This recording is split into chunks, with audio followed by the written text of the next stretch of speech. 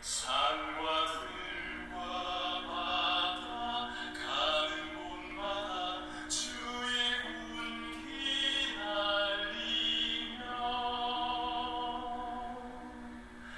반갑고도 기쁜 승리의 소식 온 세상에 전하세. 8월 17일입니다. 함께 기도하겠습니다. 은혜로우신 하나님 아버지께서 우리들을 인도해 주시니 고맙습니다. 하루하루의 삶이 하나님의 크신 은혜입니다. 그 하나님의 은혜로 말미암아 우리들의 삶이 행복하기를 간절히 원합니다. 오늘도 하나님이 함께 하심을 믿고 모든 말씀을 예수님의 이름으로 기도합니다. 아멘. 우리는 어저께 예수님께서 순환 당하실 것을 예고하신 이야기를 나누었습니다. 마태와 마가는 인자가 온 것은 섬김을 받으려 함이 아니라 도리어 섬기려 하고 자기 목숨을 많은 사람의 대성물로 주려 함이니라 이렇게 말을 했고, 누가복음에서는 인자가 이방인들에게 넘겨져 희롱을 당하고 능욕을 당하고 침뱉음을 당하겠으며 그들은 채찍질하고 그를 죽일 것이나 그는 3일 만에 살아나리라 이렇게 예수님께서 고난당하실 것을 이야기를 하셨습니다. 그리고 예수님께서는 예루살렘을 향해서 가십니다. 우리는 예수님이 메시아인 것을 성경의 많은 부분에서 찾아내고 있습니다. 요한복음 11장에서는 나사로를 살리신 예수님을 향해서 사람들이 맹인의 눈을 뜨게 한 이 사람이 그 사람은 죽지 않게 할 수 없었더냐라고 하는 말을 했다고 이야기를 나눈 적이 있습니다. 나사로를 살리실 때 본 많은 사람들, 유대인들이 많은데 그 사람들이 생각을 할 때 맹인의 눈을 뜨게 했다고 하는 사실은 메시아로서의 권능을 갖고 있다는 것과 같다고 생각을 했다고 이야기를 했습니다. 왜냐하면은 구약에도 예수님께서 일으키신 여러 가지 기적들, 뭐 죽은 사람을 살려낸다든가 하는 여러 가지 기적들이 있지만은 맹인을 보게 하는 사건은 없었다고 하는 거예요. 그래서 소경을 보게 하는 것이 메시아임을 나타내는 표다 이렇게 생각을 했다는 겁니다.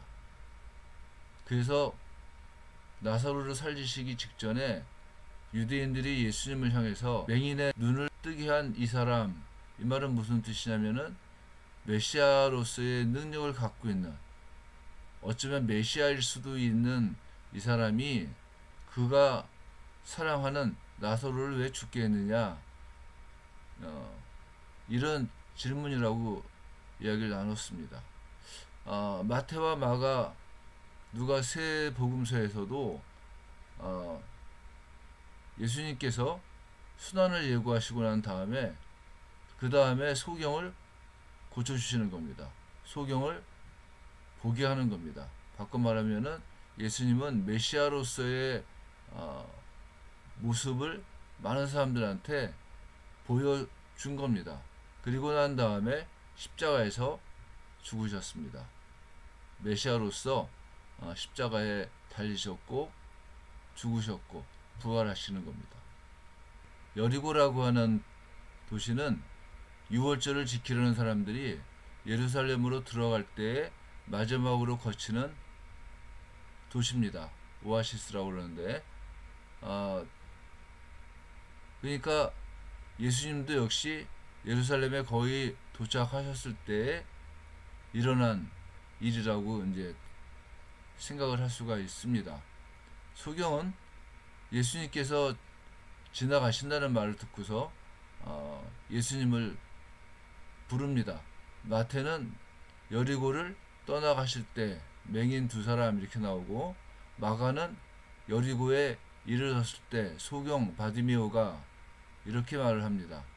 누가는 여리고에 가까이 가셨을 때 한 맹인이 이렇게 말을 합니다.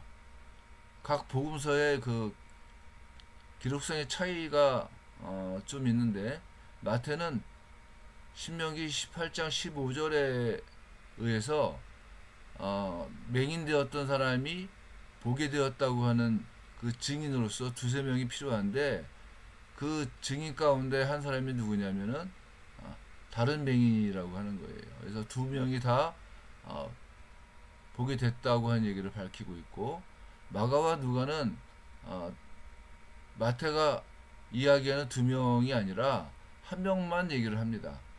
누가는 한 맹인에서 뭐 누군지 모르게끔 얘기를 하고 있고, 마가는 바디메오라고 하는 사람으로 특정해서 이야기를 합니다. 그리고 당시 여리고가 구여리고와 신여리고로 이렇게 구분되어 있었다고 해요. 그래서 이르고 떠나고 가까이 가시고 이런 그 표현은 구여리고에서 신여리고로 가는 어떤 그 길가에서 일어난 일이기 때문에 이런 표현의 차이가 있다고 생각을 합니다.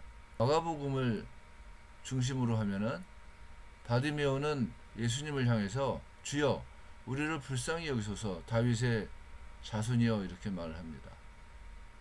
여기서 중요한 말이 무슨 말이냐면은 다윗의 자손이라고 예수님을 고백하고 있다는 겁니다. 이거는 구약성경부터 쭉 전해 내려오는 메시아에 대한 고백인 겁니다. 그래서 바디메오는 예수님이 메시아라고 하는 것을 고백하고 있다고 하는 거예요. 그래서 예수님께서는 바디메오에게 가라 내 믿음이 너를 구원하였느니라 이렇게 말씀을 하십니다. 바디메오는 소경이고 보지 못하는 사람이었지만은 올바르게 예수님이 누구신 것을 보았습니다. 즉 알았습니다. 그러나 예수님과 함께 했던 많은 사람들은 볼 수 있는 사람들이었는데 예수님이 메시아인 것을 볼 수 없었습니다. 즉 메시아라고 생각을 하지 않았다고 하는 겁니다. 우리가 이 말씀을 묵상하면서 생각해야지만 되는 것이 뭐냐면은 바디메오의 그 기도, 보기를 원한다고 하는 그 기도의 응답의 비결이 뭐냐 하는 건데, 뭐겠습니까? 단순해요. 첫째는 뭐냐면은 주님을 향한 간절함이 있었다고 하는 겁니다. 사람들이 바디메오가 예수님을 막 부를 때 시끄럽다고 핀잔도 주고 떠들지 말라고 말도 하고 했습니다. 그런데 바디메오는 더욱더 큰 소리로 예수 그리스도를 향해서 다윗의 아들이여 하면서 큰 소리로 외쳤다고 하는 거예요. 그것은 여러분들 간절함에 대한 표현인 겁니다. 내가 갖고 있는 이 문제를 하나님께 맡겨야지만 되는 간절함, 내가 지금 갖고 있는 이 문제가 꼭 없어져야지만 된다고 하는 간절함을 바탕으로 해서 바디메오는 예수님을 찾은 겁니다. 두 번째는 뭐냐? 주님을 믿는 믿음이었다는 거예요. 예수님께서는 바디메오에게 가라 내 믿음이 너를 구원하였느니라 이렇게 말씀을 하십니다. 바꿔 말하면은 바디메오는 예수님께서 내 문제를 해결을 해 주신다고 하는 확신을 갖고 있었다고 하는 겁니다. 우리도 하나님 앞에 기도하면서 확신을 갖고 기도해야지만 되지 않겠습니까?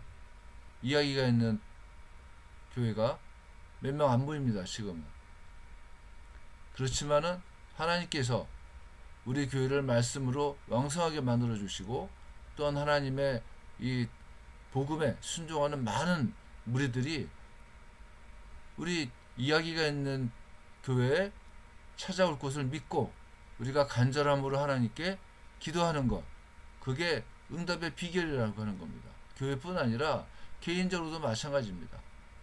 내가 지금 하나님께 간절하게 소망하는 것을 주님께서 해결하신다고 하는 믿음을 갖고 우리들이 기도할 때 응답이 반드시 이루어진다고 하는 겁니다.